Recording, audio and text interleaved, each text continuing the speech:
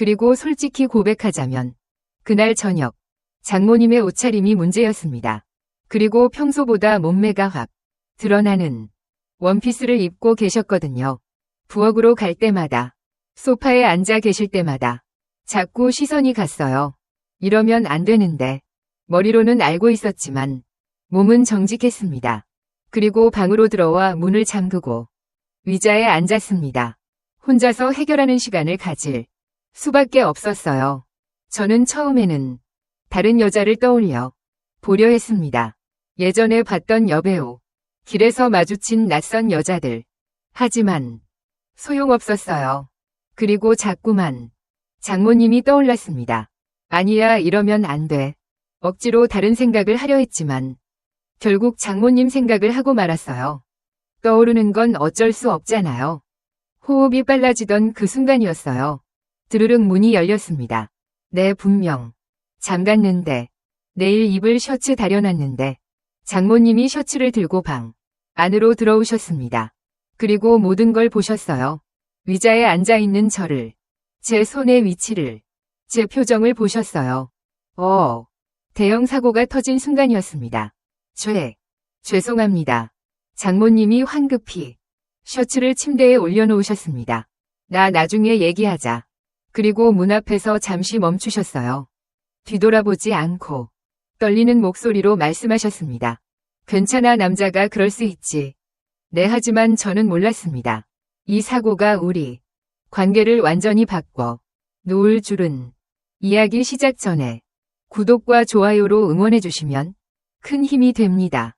그럼 지금부터 본격적으로 이야기를 들려드리겠습니다. 제 이름은 강민준입니다. 저는 올해 42이에요. 건설업으로 성공한 사업가라고 하면 좀 거창하게 들리겠지만 시골에서 맨손으로 상경해서 20년 넘게 땀 흘려 일궈낸 중견 건설 회사를 운영하고 있어요. 그리고 강남의 넓은 펜트하우스에 살고 경제적으로는 여유로운 삶을 살았죠. 하지만 1년 전 제 인생의 전부였던 아내 지은이를 교통사고로 잃었습니다. 그리고 지은이는 저보다 10살이나 어렸어요. 32의 나이에 이 세상을 떠났습니다. 주변에서는 처음부터 우리 나이 차이를 걱정했었죠. 저는 10살 차이면 너무 많은 거 아니냐? 나중에 후회할 수도 있다는 말들을 수없이 들었습니다. 하지만 저에게 아내는 첫사랑이자 마지막 사랑이었어요. 그리고 그 밝고 따뜻한 성격이 제 거칠었던 삶에 빛이 되어주었습니다. 그 빛이 꺼진 후 저는 완전히 무너졌어요. 회사 일에만 미친 듯이 매달렸지만 빈집으로 돌아올 때마다 공허함이 밀려왔습니다. 냉장고를 열면 텅 비어있고 거실은 너무 조용했으며 침대는 너무 넓었어요. 이렇게 살아야 하나. 매일 밤 그런 생각을 하며 잠들었죠. 장례를 치른 후 장모님이 자주 찾아오셨습니다. 오래 쉰다서 쉬세요. 외동딸이었던 제 아내 지은이를 잃은 슬픔도 컸겠지만 제가 제대로 먹지도 자지도 못하고 방황하는 모습을 보며 저는 그냥 드실 수가 없었던 거죠. 민준아, 밥은 먹고 다녀. 처음 장모님이 오셨을 때 하신 말씀이 아직도 기가에 맴돕니다. 네, 저는 아무 대답도 못 하고 고개만 끄덕였어요. 장모님은 말없이 냉장고를 여시더니 한숨을 쉬셨습니다. 이렇게 살면 어떡해. 그리고 우리 지은이가 하늘에서 얼마나 걱정하겠어.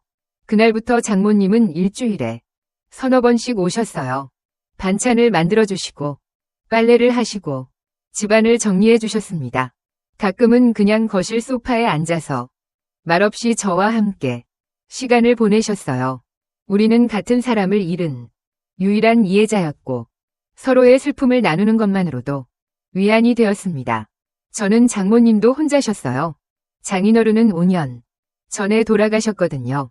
살 사람은 살아야지. 어느 날 저녁 함께 식사를 하며 장모님이 쓸쓸하게 웃으셨을 때 저는 묘한 감정을 느꼈습니다. 그리고 장모님과 저는 나이 차이가 13살밖에 나지 않았어요. 저는 장모님을 장모님이라 부르지만 실제로는 누나뻘에 가까운 나이였죠. 장모님은 20대 초반의 사위, 딸을 낳으셨고 여전히 젊고 우아한 외모를 유지하고 계셨습니다. 그리고 규칙적으로 요가와 산책을 하셔서 그런지 55이라고는 믿기지 않을 만큼 건강하고 활기차 보이셨어요. 그렇게 몇 달이 흘렀습니다. 그리고 처음에는 밥을 먹는 것조차 힘들었던 제가 장모님이 차려 주신 식사를 조금씩 먹기 시작했어요.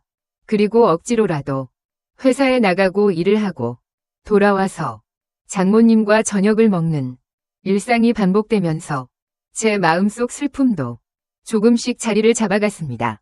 완전히 사라진 건 아니었지만 예전처럼 숨이 막힐 듯한 고통은 아니었어요.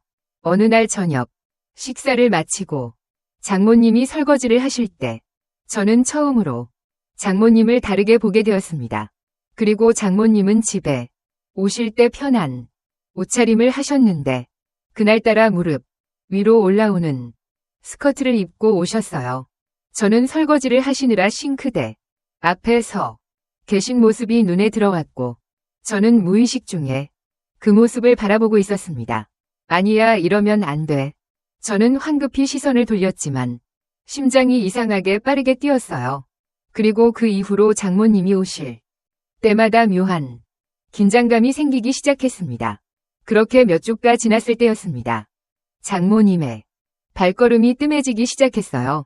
일주일에 서너 번 오시던 분이 이제는 일주일에 한 번, 그러다 2주일에 한 번으로 줄어들었습니다. 네, 요즘 장모님 안 오시네. 저는 빈 냉장고를 바라보며 중얼거렸어요. 장모님이 만들어주시던 반찬들이 그리웠고 함께 식사하며 나누던 대화가 그리웠습니다. 무엇보다 장모님이 그리웠어요. 그럼 전화를 드려볼까? 망설이다가 그냥 넘겼습니다. 장모님도 당신 인생이 있으시잖아. 계속 나한테만 신경 쓰실 순 없지. 하지만 마음 한편이 허전했어요. 회사에서 일을 마치고 집에 돌아올 때 혹시 장모님이 오셨을까 기대하며 현관문을 열었지만 항상 텅 빈 집이었습니다. 오늘 한 달이 훌쩍 지났습니다. 어느 토요일 오후였어요. 휴대폰이 울렸습니다. 장모님이었습니다. 장모님이 살던 아파트에 재건축 문제가 생긴 거였어요. 보상금은 나왔는데 새 집을 구하기 전까지 당분간 갈 곳이 마땅치 않네. 그리고 장모님이 한숨을 쉬며 말씀하셨을 때 저는 망설임 없이 제안했습니다. 장모님, 저희 집에 오세요. 저 방도 남는데 혼자 계시는 것보다 낫잖아요. 솔직히 말하면 저도 혼자 사는 게 너무 외로웠어요. 넓은 펜트하우스에 방이 4개나 되는데 저 혼자 쓰고 있으니 집이 너무 텅 비어 보였습니다. 장모님이 곁에 계시면 안에 빈자리가 조금이나마 채워지는 느낌이 들 것 같았어요. 그리고 장모님은 한참을 고민하셨습니다. 그래도 괜찮겠어. 불편하지 않을까? 전혀요. 오히려 제가 더 편할 것 같아요. 결국 장모님은 제 제안을 받아들이셨습니다. 그리고 장모님은 제 방에서 가장 먼 게스트룸을 선택하셨고 우리는 서로 적당한 거리를 유지하며 생활하기로 했죠. 낮에는 각자 할 일을 하고 저녁에는 함께 식사를 하는 정도로요. 처음 며칠은 정말 그랬습니다. 그리고 서로의 생활, 리듬을 존중하며 불편함 없이 지냈어요. 하지만 같은 공간에서 살게 되면서 이상한 변화가 시작되었습니다. 장모님은 자연스럽게 집안일을 도맡아 하셨어요. 내가 빨래 모아둔 거 있으면 내놔. 같이 돌릴게. 아, 괜찮아요. 제가 할게요. 괜찮아. 어차피 나도 빨래 돌리는데 같이 하는 게 편하잖아. 저는 그렇게 빨래를 맡기게 되었는데 며칠 후 제 방문 앞에 깨끗하게 개어진 빨래가 놓여 있었어요. 그 안에는 제 속옷까지 있었습니다. 아, 얼굴이 화끈거렸어요. 그리고 장모님이 제 속옷까지 빨아 주신 거였습니다. 저녁 식사 때 저는 민망해서 말을 꺼냈습니다. 장모님, 속옷은 제가 따로 빨게요. 왜? 더러운 것도 아니고 빨래는 빨랜데 뭐. 장모님은 아무렇지 않게 웃으셨어요. 그리고 같이 사는데 그런 거 신경 쓰지 마. 그 이후로도 장모님은 자연스럽게 제 빨래를 다 해주셨어요. 저는 처음에는 민망했지만 점점 익숙해졌습니다. 아니, 익숙해진 게 문제였는지도 모르겠어요. 장모님이 제 속옷까지 만지고 빨고 개워주는 것이 자연스러워졌다는 게 왜 그 친밀함이 저도 모르게 선을 흐리게 만들고 있었던 걸까요? 더 큰 문제는 그 다음부터였습니다. 오늘 아침에 일어나면 장모님이 이미 주방에서 아침 식사를 준비하고 계셨어요. 앞치마를 두르고 프라이팬을 들고 콧노래를 흥얼거리는 모습이 너무나 자연스러웠습니다. 거실에서 책을 읽으시거나 소파에 앉아 드라마를 보시는 모습도 눈에 자주 들어왔죠. 그리고 특히 저녁 산책을 다녀오신 후 거실에 앉아 차를 마시시는 모습이 자꾸 눈에 밟혔습니다. 그리고 장모님은 집에서 편한 옷을 입으셨는데 가끔 무릎 위로 올라오는 원피스나 스커트를 입고 계실 때가 있었어요. 소파에 앉으실 때 무심코 다리를 꼬시는 모습, 그리고 그때마다 드러나는 매끈한 종아리가 제 시선을 끌었습니다. 네, 이러면 안 되는데 저는 스스로를 다 잡으려 했어요.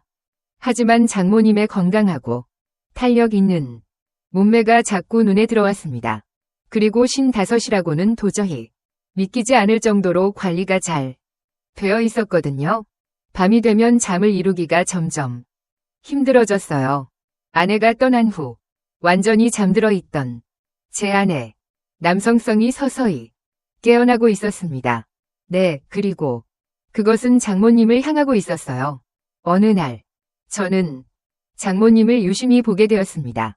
네, 그리고 눈매, 입술 모양 웃을 때의 표정. 장모님이 아내를 닮았구나. 아니, 정확히 말하면 아내가 장모님을 닮은 거겠죠.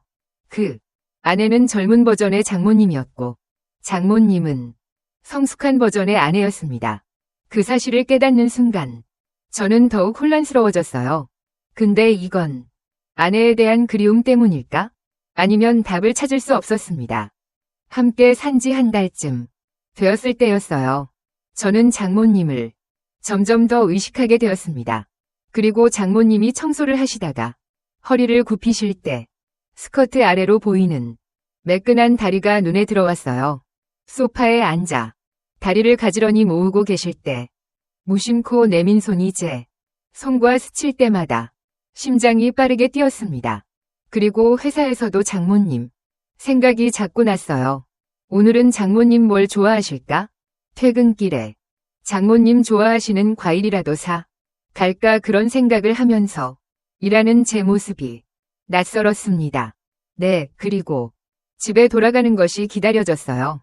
예전에는 빈집이 두려웠는데 이제는 장모님이 계신 집으로 돌아가는 게 설레었습니다. 다녀왔어. 현관문을 열면 장모님이 환하게 웃으며 맞아 주셨어요. 오늘 저녁 준비 다 됐어. 씻고 나와. 그 말 한마디가 이렇게 따뜻할 수가 없었죠. 식사 시간에는 하루 있었던 일들을 나누곤 했습니다.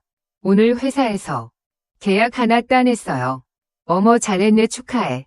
그리고 장모님은 제 이야기를 진심으로 들어주셨고 기뻐해 주셨어요. 그럴 때마다 저는 장모님의 얼굴을 바라보게 되었습니다. 눈이 마주칠 때면 제 심장이 쿵쿵 뛰었어요. 이건 뭐지? 이 감정은 대체 뭐지? 저는 알고 있었습니다. 네, 이건 단순한 고마움이 아니라는 거요. 어느 토요일 오후였습니다. 회사가 쉬는 날이라 집에 있었는데 장모님이 거실에서 요가를 하고 계셨어요. 요가 매트를 깔고 몸을 천천히 움직이시는 모습이 너무나 우아했습니다. 그는 레깅스와 민소매, 티셔츠를 입고 계셨는데 그 옷차림이 장모님의 몸매를 더욱 도드라지게 했어요. 저는 주방에서 커피를 마시는 척하면서 장모님을 바라보고 있었습니다. 그리고 허리를 숙이고 다리를 쭉 펴고 팔을 들어 올리는 동작 하나하나가 제 눈에 들어왔어요. 55세 몸이라고는 도저히 믿을 수 없었습니다. 탄력 있는 허벅지, 잘록한 허리, 부드러운 어깨선. 근데 장모님은 정말 아름다우신 분이야. 그 순간 장모님이 고개를 돌려 저를 보셨어요. 왜, 뭐 필요한 거 있어? 아, 아니에요. 그냥. 저는 황급히 시선을 돌렸습니다. 장모님이 웃으셨어요. 너 커피 한 잔만 갖다 줄래? 목 좀 마르네. 네, 그럴게요. 저는 커피를 타서 장모님께 드렸습니다. 그리고 장모님이 요가 매트 위에 앉아서 커피를 받으셨는데 그때 무릎 위로 올라온 레깅스 밑단이 눈에 들어왔어요. 심장이 또다시 빠르게 뛰었습니다. 나 지금 뭐 하는 거지? 네, 저는 제 방으로 돌아왔지만 장모님의 모습이 머릿속에서 지워지지 않았어요. 그날 밤 잠이 오지 않았습니다. 장모님의 모습이 자꾸 떠올랐어요. 요가하던 모습, 식사를 준비하던 모습, 소파에 앉아 다리를 꼬고 계시던 모습. 근데 나 지금 뭐 하는 거지? 저는 베개에 얼굴을 묻었습니다. 이러면 안 되는 걸 알았어요. 하지만 제 마음은 이미 제 통제를 벗어나고 있었습니다. 장모님과 함께 산지 한 달 반이 되었을 때였습니다. 저는 더 이상 제 감정을 부정할 수 없었어요. 장모님이 집안일을 하실 때마다, 장모님이 웃으실 때마다, 장모님의 목소리를 들을 때마다 제 마음은 요동쳤습니다. 그리고 특히 장모님이 무릎 위로 올라오는 치마를 입고 계실 때면 저는 시선을 어디로 둬야 할지 몰라 당황스러웠어요. 회사에서도 집중이 안 되기 시작했습니다. 서류를 보고 있다가도 문득 장모님 생각이 나고 회의 중에도 딴 생각을 할 때가 많았어요. 내 이러다 큰일 나겠어? 저는 스스로를 질책했지만 소용이 없었죠. 장모님도 뭔가 느끼신 것 같았습니다. 제가 장모님을 보는 시선이 예전과 달라진 걸 눈치채신 것 같았어요. 근데 가끔 눈이 마주칠 때면 장모님이 먼저 시선을 피하셨거든요. 그리고 저와의 거리를 조금 더 두려고 하시는 것 같았습니다. 그리고 식사 시간에도 예전만큼 편하게 대화하지 못했어요. 어색한 침묵이 자주 흘렀고 우리는 서로를 의식하며 조심스럽게 행동했습니다. 어느 금요일 밤이었습니다. 그리고 그날은 회사에서 스트레스를 많이 받은 날이었어요. 집에 돌아와서도 마음이 편지 않았습니다. 저녁을 먹고 나서 저는 제 방으로 들어갔어요. 샤워를 하고 침대에 누웠지만 잠이 오지 않았습니다. 장모님 생각이 자꾸 났어요. 그리고 오늘 저녁에 장모님이 입고 계셨던 옷차림이 떠올랐습니다. 무릎 위로 살짝 올라오는 원피스였는데 식사 준비를 하시느라 부엌을 오가실 때마다 그 모습이 눈에 들어왔었거든요. 네. 저는 침대 옆 의자에 앉았습니다. 이러면 안 되는데. 하지만 몸이 반응하고 있었어요. 아내가 떠난 후 처음으로 이런 감정을 느끼고 있었습니다. 저는 일어나 문으로 갔습니다. 그리고 또 돌리는 소리가 났어요. 잠갔어. 저는 안심하고 다시 의자에 앉았습니다. 혼자서 해결하는 시간을 가질 수밖에 없었어요. 눈을 감고 숨을 고르며 오랜만에 느껴보는 감각에 집중했습니다. 처음에는 다른 것을 떠올려 보려 했어요. 예전에 봤던 여배우의 얼굴, 지나가다 마주쳤던 낯선 여자들. 네, 하지만 소용이 없었습니다. 자꾸만 장모님의 모습이 떠올랐어요. 오늘 저녁 원피스를 입고 부엌을 오가시던 모습, 소파에 앉아 다리를 꼬고 계시던 모습, 웃으실 때의 표정. 아니야, 이러면 안 돼. 머리로는 그렇게 생각했지만 몸은 정직했습니다. 장모님을 생각하면 할수록 더 강렬하게 반응했어요. 네, 저는 그만 장모님의 모습에 집중하고 말았습니다. 호흡이 빨라졌어요. 그 순간이었습니다. 똑똑똑. 민준아. 문 두드리는 소리와 함께 장모님의 목소리가 들렸습니다. 네, 저는 깜짝 놀라 움직임을 멈췄어요. 하지만 대답할 여유가 없었습니다. 드르륵. 문이 열리는 소리가 들렸어요. 문을 잠갔는데 제대로 안 잠긴 거였습니다. 내일 입을 셔츠 다려놨는데. 그리고 장모님이 셔츠를 들고 방 안으로 들어오셨습니다. 그리고 멈추셨어요. 의자에 앉아있는 저를 보신 거예요. 제 모습, 제 표정, 그리고 제 손의 위치까지. 장모님의 눈이 커졌습니다. 장모님이 작게 놀라는 소리를 내셨습니다. 죄송합니다. 저는 황급히 무릎으로 가리며 몸을 돌렸습니다. 얼굴이 화끈거렸어요. 그리고 장모님도 얼굴이 새빨개지셨습니다. 미안. 노크했는데 대답이 없어서 그냥 셔츠가 장모님의 손에서 떨어졌어요. 바닥에 떨어진 셔츠를 보며 우리는 한동안 얼어붙어 있었습니다. 정말 죄송합니다. 네, 저는 차마 장모님을 쳐다볼 수가 없었어요. 장모님이 황급히 셔츠를 주워 침대 위에 올려놓으셨습니다. 나 나중에 얘기하자네. 장모님이 급히 방을 나가려 하셨습니다. 하지만 문 앞에서 잠시 멈추셨어요. 숨을 고르시는 것 같았습니다. 그리고 뒤돌아보지 않고 떨리는 목소리로 말씀하셨습니다. 괜찮아. 남자가 그럴 수 있지. 문이 조용히 닫혔습니다. 네, 저는 그 자리에 주저앉았어요. 이런 망신이 얼굴에서 열기가 빠지지 않았습니다. 더 이상 아무것도 할 수 없었어요.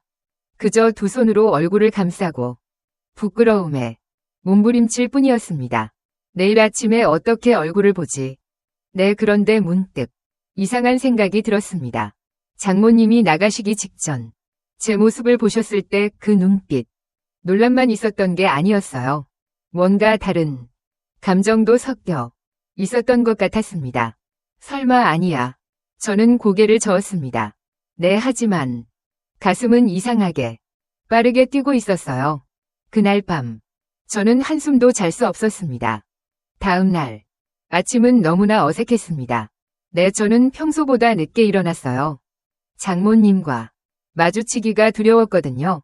하지만 결국 마주쳐야 했습니다. 저는 주방으로 나갔을 때 장모님이 아침 식사를 준비하고 계셨어요. 일어났어. 아침 먹어. 네, 장모님은 평소처럼 자연스럽게 말씀하셨습니다. 저는 조심스럽게 식탁에 앉았어요.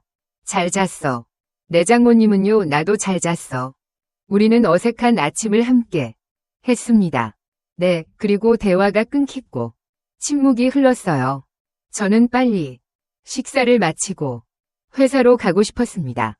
오늘 일찍 들어올 거야? 장모님이 물으셨어요. 모르겠어요. 일이 좀 있어서. 그래, 저녁은 준비해 둘게. 저는 고개를 끄덕이고 출근했습니다.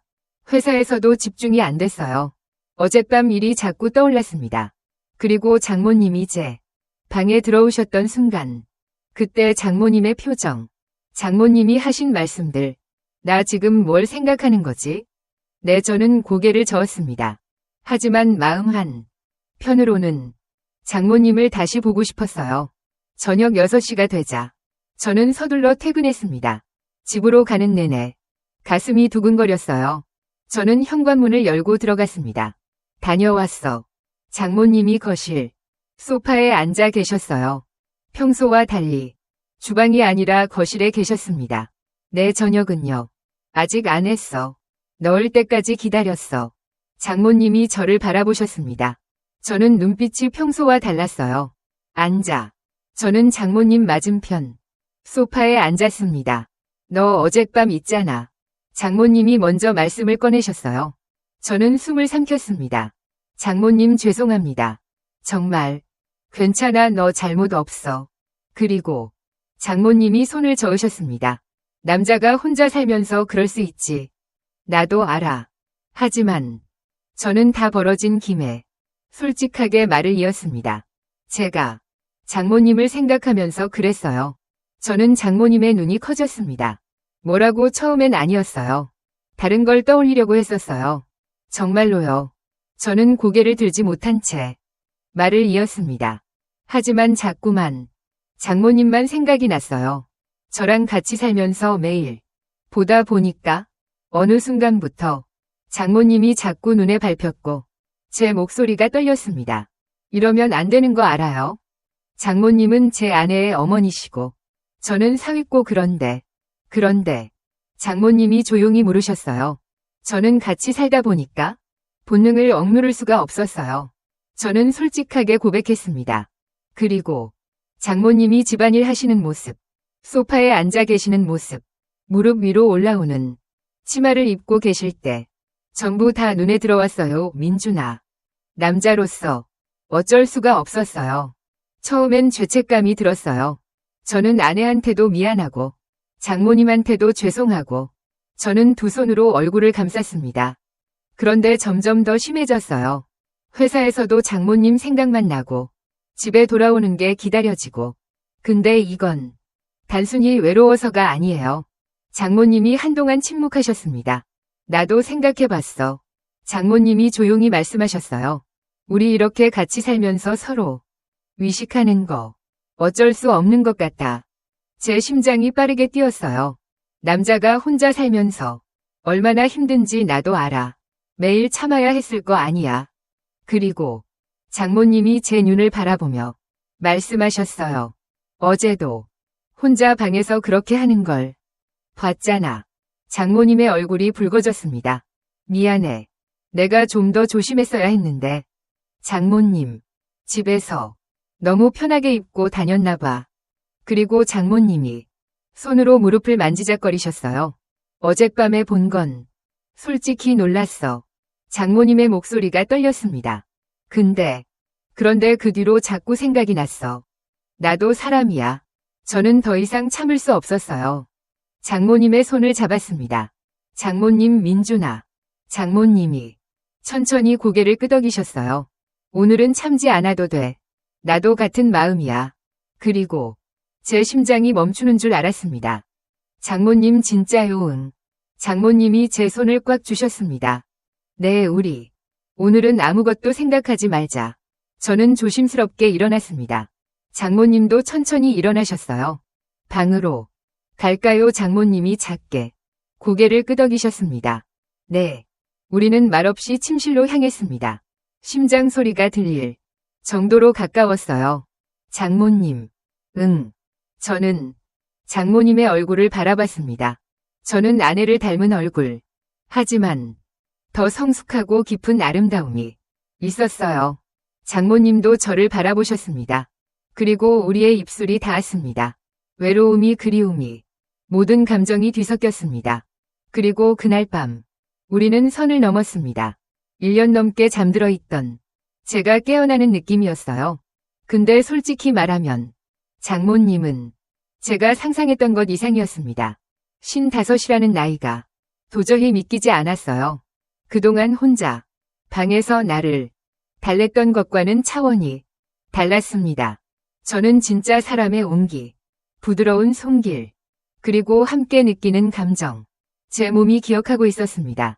이게 얼마나 그리웠던 건지 장모님도 정말 오랜만이셨던 것 같았어요. 그래서 더 간절했던 걸까요? 그리고 새벽까지 우리는 서로를 놓지 못했습니다. 다음 날 아침 저는 장모님 옆에서 눈을 떴습니다. 오늘 햇살이 커튼 사이로 비쳐 들어왔어요. 장모님은 아직 주무시고 계셨습니다. 편안한 얼굴이었어요. 우리 큰일 했네. 저는 생각했습니다. 하지만 후회는 되지 않았어요. 오히려 마음이 따뜻했습니다. 그리고 장모님도 눈을 뜨셨습니다. 우리는 한동안 말없이 서로를 바라봤어요. 후회. 장모님이 먼저 물으셨습니다. 아니요. 장모님은요. 나도. 장모님이 제 품에 얼굴을 묻으셨어요. 근데 행복해. 네, 저도 장모님을 꽉 안았습니다. 저도요. 우리는 더 이상 장모와 사위가 아니었습니다. 남자와 여자가 되어 있었어요.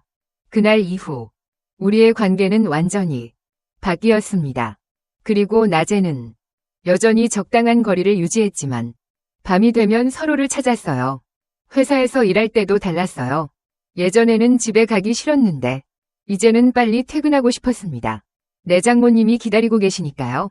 저녁 6시만 되면 서둘러 집으로 향했어요. 엘리베이터를 타고 올라가는 동안에도 가슴이 두근거렸습니다.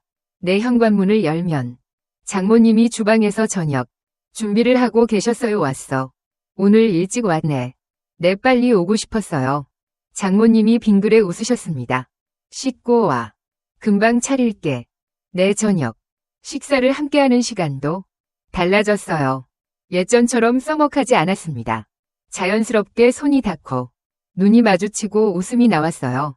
그리고 식사를 마치고 우리는 거실 소파에 앉아 와인을 마셨어요. 드라마를 보다가 자연스럽게 스킨십이 시작되었습니다. 그리고 장모님의 손을 잡고 어깨에 기대고 머리를 쓰다듬고 모든 것이 자연스러웠어요. 장모님. 행복해요. 나도. 우리는 서로를 바라보며 웃었습니다. 그리고 다시 입맞춤을 했어요. 그날 밤도 우리는 함께였습니다. 저는 며칠이 지나고 일주일이 지나고 한 달이 지났습니다. 우리는 점점 더 가까워졌어요. 장모님은 제 삶의 일부가 되었고 저는 장모님의 삶의 일부가 되었습니다. 주말에는 함께 장을 보러 가고 공원을 산책하고 영화를 보러 갔어요. 그리고 밖에서는 여전히 장모와 사위였지만 집에서는 연인이었습니다. 너랑 이렇게 지내니까 정말 좋아. 어느 날 밤 장모님이 제 품에 안겨 말씀하셨어요. 오랜만에 살아있는 기분이야. 네, 저도 그래요. 저는 장모님의 머리를 쓰다듬었습니다. 장모님이 아니었으면 저 아직도 혼자 외롭게 살고 있었을 거예요. 나도 마찬가지야. 장모님이 제 가슴에 얼굴을 묻으셨어요. 너 때문에 다시 여자가 된 기분이야. 그리고 우리는 서로를 끌어안고 잠들었습니다. 2달이 지났습니다. 우리의 관계는 더욱 깊어졌어요. 그리고 단순한 육체적 관계를 넘어 감정적으로도 가까워졌습니다. 저는 장모님을 사랑하게 되었어요. 처음에는 외로움을 달래는 것이었다면 이제는 진짜 사랑이었습니다. 네. 장모님, 이번 주말에 여행 갈까요? 어느 날 저녁 저는 제안했습니다. 여행? 네. 조용한 곳으로요. 둘이서. 장모님이 잠시 망설이셨어요. 괜찮을까? 괜찮아요. 아무도 우릴 모를 거예요. 네. 그리고 결국 장모님은 고개를 끄덕이셨습니다. 주말 우리는 제주도로 떠났어요. 조용한 펜션을 예약했습니다. 바다가 보이는 곳이었어요. 와, 정말 아름답다. 장모님이 창밖을 바라보며 감탄하셨습니다. 여러분 좋아하시니 다행이에요. 저는 장모님의 어깨를 감쌌어요. 우리는 해변을 걸으며 손을 잡았습니다. 아무도 우리를 아는 사람이 없었어요. 자유로웠습니다. 저녁에는 펜션으로 돌아와 함께 요리를 했어요. 장모님이 준비한 재료로 맛있는 저녁을 만들었습니다. 맛있어요. 그래. 다행이다. 장모님이 웃으셨어요. 밤이 되었습니다. 네, 우리는 테라스에 앉아 바다를 바라봤어요. 파도 소리가 들렸습니다. 이렇게 행복해도 되는 걸까? 저는 장모님이 중얼거리셨어요. 안 되죠. 우리 행복할 자격 있어요. 저는 장모님의 손을 잡았습니다. 장모님이 저를 바라보셨어요. 고마워, 제가 더 고마워요. 우리는 입맞춤을 했습니다. 그리고 방으로 들어갔어요. 그리고 다음날 아침 일찍 일어나 해돋이를 봤습니다. 장모님과 함께 바닷가에 앉아 떠오르는 태양을 바라봤어요. 정말 아름답다. 네, 정말이요. 저는 장모님을 바라봤습니다. 저는 일출보다 장모님이 더 아름다웠어요. 사랑해요. 처음으로 사랑한다고 말했습니다. 장모님이 눈을 크게 뜨셨어요. 그리고 눈물을 흘리셨습니다. 나도. 우리는 해변에서 서로를 깨어났습니다. 가장 행복한 순간이었어요. 그리고 제주도에서 돌아온 후 한 달 정도가 지났을 때였습니다. 어느 날 저녁 장모님의 휴대폰이 울렸어요. 전화를 받으시더니 표정이 굳어졌습니다. 응, 그래, 언제? 전화가 끝난 후 장모님이 저를 바라보셨어요. 지혜가 한국에 돌아온대. 처형이요. 저는 깜짝 놀랐습니다. 그리고 박지혜 씨. 그러니까 지은이의 언니이자 장모님의 큰딸 말씀이셨어요. 지혜 씨는 20년 전에 미국으로 이민을 가셨고 그곳에서 사업가와 결혼해서 살고 계셨습니다. 지은이의 장례 때도 코로나 때문에 입국하지 못하셨어요. 갑자기요. 응. 미국 생활 정리하고 한국으로 완전히 돌아온대. 나이 들어가는 나 걱정된다고. 그리고 장모님의 목소리가 떨렸습니다. 저도 불안감을 느꼈어요. 처형이 돌아오면 우리 관계가 들킬 수도 있었습니다. 언제 오시는데요? 다음 주. 그럼 안녕. 그리고 당분간 나랑 같이 살겠다고 하네. 제 심장이 철렁 내려앉았어요. 처형이 장모님과 함께 산다면 장모님은 이 집을 나가셔야 할 것입니다. 어떡하지? 장모님이 제 손을 꽉 잡으셨어요. 일단 조심해야 할 것 같다.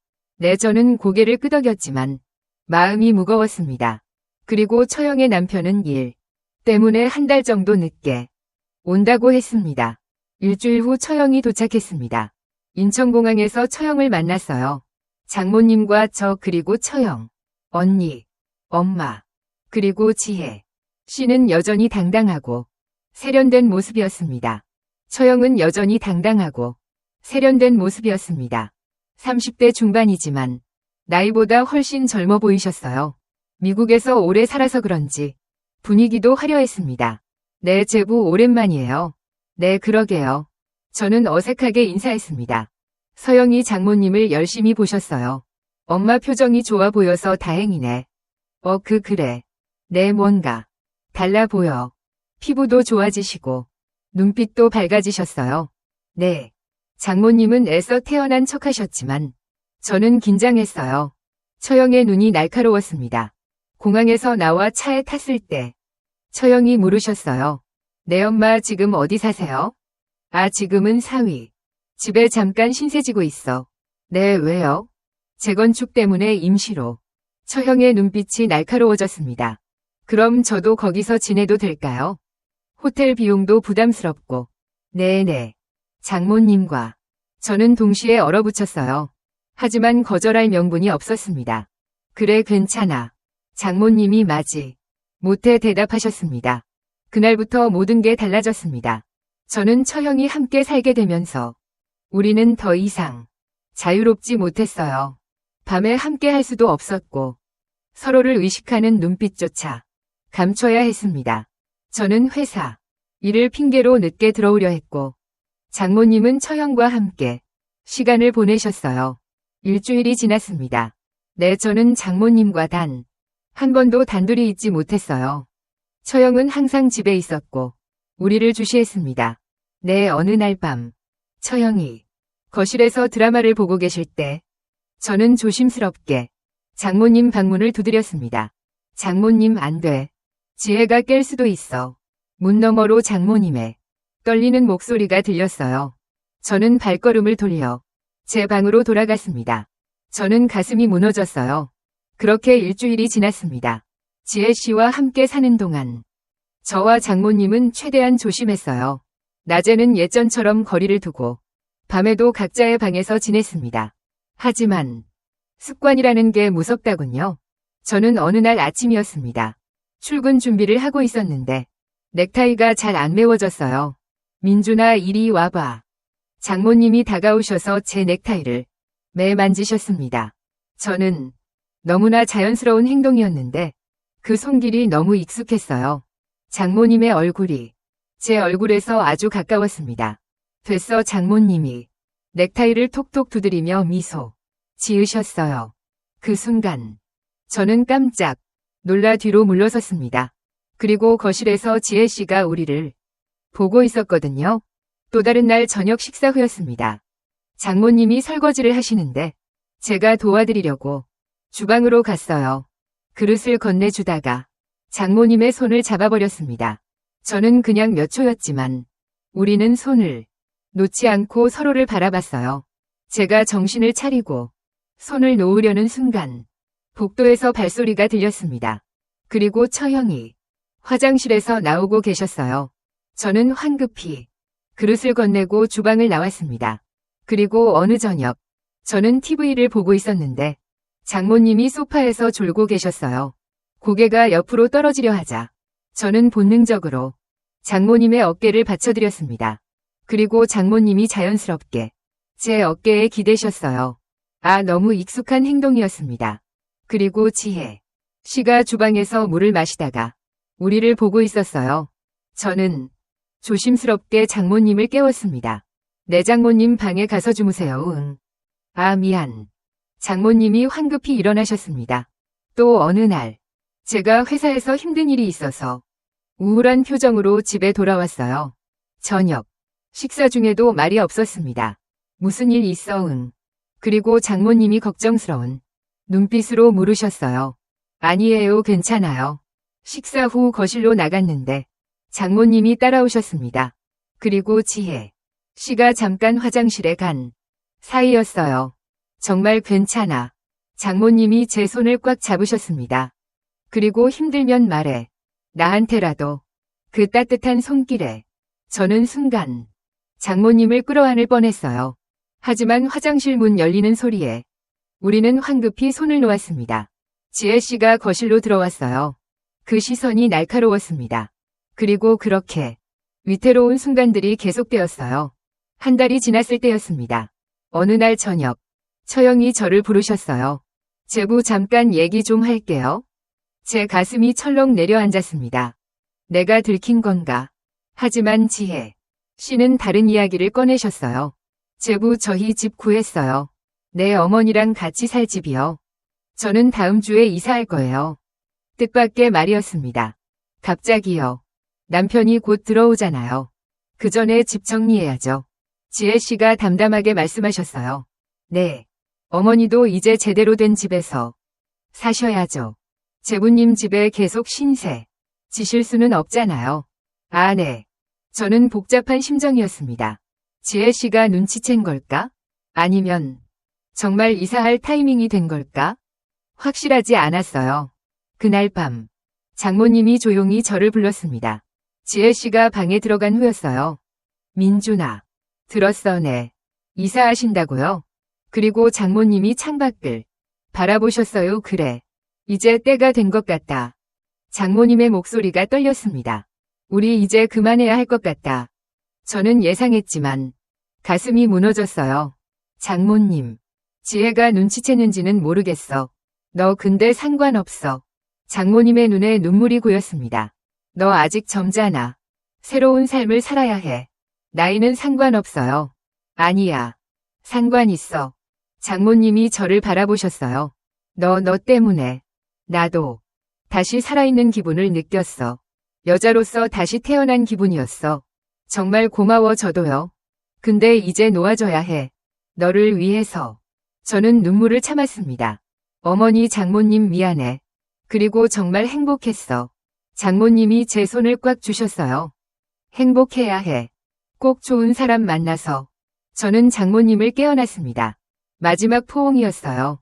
그리고 일주일 뒤 장모님과 처형은 새 아파트를 구하셨어요. 처형이 마련한 넓은 아파트에서 두 모녀가 함께 살기로 하셨습니다. 이사하는 날 저는 짐을 옮기는 것을 도와드렸어요. 장모님의 짐을 트럭에 실으면서 저는 복잡한 심정이었습니다. 네, 이제 정말 끝이구나. 서영이 잠깐 자리를 비운 사이 장모님과 마지막으로 대화를 나눴습니다. 잘 살아야 해. 장모님이 제 손을 잡으셨어요. 장모님도요. 나는 괜찮아. 장모님이 웃으셨지만 눈가가 촉촉했습니다. 너는 꼭 좋은 사람 만나서 다시 행복해져. 장모님 약속해. 저는 고개를 끄덕였습니다. 네, 약속할게요. 마지막으로 눈이 마주쳤을 때 우리는 말없이 웃었어요. 고마웠어요. 나도 말하지 않아도 서로의 마음을 알았습니다. 트럭이 출발했어요. 저는 그 자리에 서서 트럭이 사라질 때까지 바라봤습니다. 네. 저는 서영이 제 옆에 다가왔어요. 제부. 네, 이제 좋은 사람 만나서 행복하게 사세요. 저는 고개를 숙였어요. 네, 알겠습니다. 서영이 제 어깨를 두드리셨습니다. 그날 이후 저는 다시 혼자가 되었어요. 하지만 이번에는 달랐습니다. 마음속에 따뜻한 기억이 남아있었거든요. 장모님과 함께한 시간들, 서로를 위로하고 사랑했던 순간들, 그것은 죄책감이 아니라 아름다운 추억으로 남았습니다. 몇 달 후, 저는 회사 행사에서 한 여성을 만났어요. 그녀는 비슷한 나이에 따뜻하고 밝은 성격을 가진 분이었습니다. 저는 조심스럽게 그녀에게 다가갔어요. 새로운 시작이었습니다. 네. 장모님도 가끔 문자를 보내셨어요. 잘 지내. 내 장모님도 건강하세요. 응. 너도 행복해야 해. 내 장모님도요. 우리는 서로를 놓아주었지만 완전히 잊지는 않았습니다. 근데 가끔 장모님이 생각날 때면 저는 미소를 지었어요. 고마웠어요, 장모님. 나도 고마웠어. 그렇게 우리의 이야기는 조용히 끝났습니다. 죄책감도 후회도 없이 오늘은 오직 따뜻한 추억만 남긴 채. 오늘도 긴 이야기 끝까지 함께 해주셔서 감사합니다. 혹시 여기까지 들어주신 분이 계시다면 구독과 좋아요 그리고 댓글로 잘 들었습니다. 한 줄 남겨주시면 큰 힘이 됩니다. 안녕.